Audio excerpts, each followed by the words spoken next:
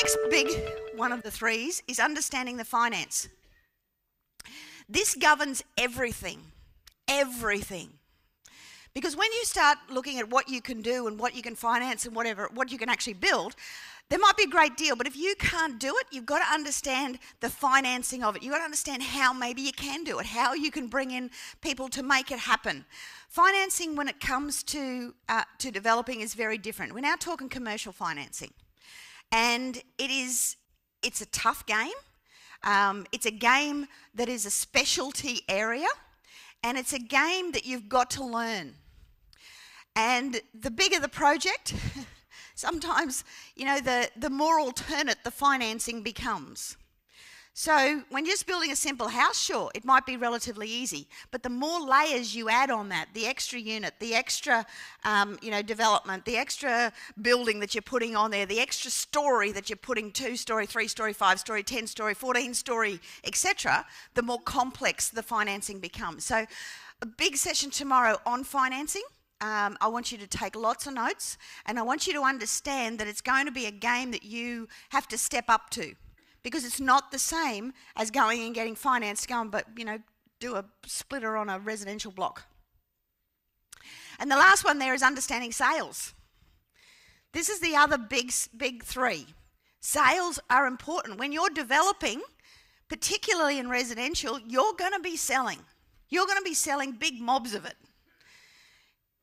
We'll talk about the ratio of what you can afford to hold and things like that, but you will be selling most of what you're actually producing. So the sales has to be one of the first considerations, not the last. And this is where people get really confused, because they normally leave the sales process until they're ready to sell. The sales process should be considered before you buy. That's how important it is. It's got to be right up front.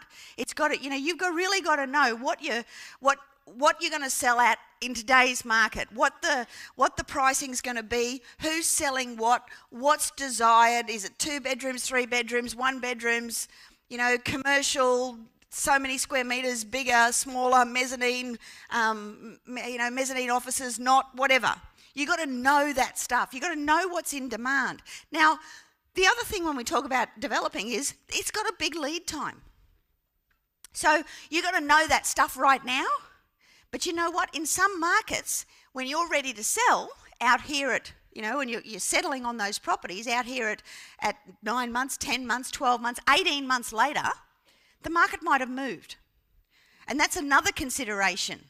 What market are you selling into? Are you selling into a strengthening market, a weakening market, a steady market, or a volatile market?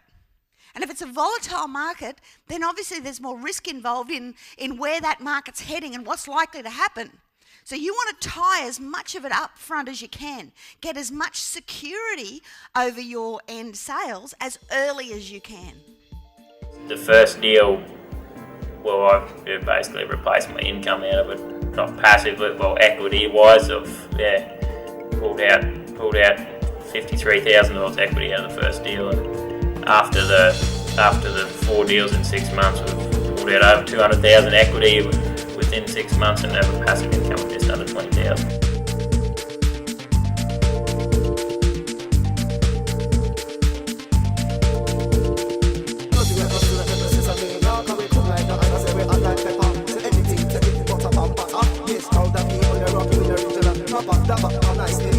So yes, I come that even on a big boat, yeah,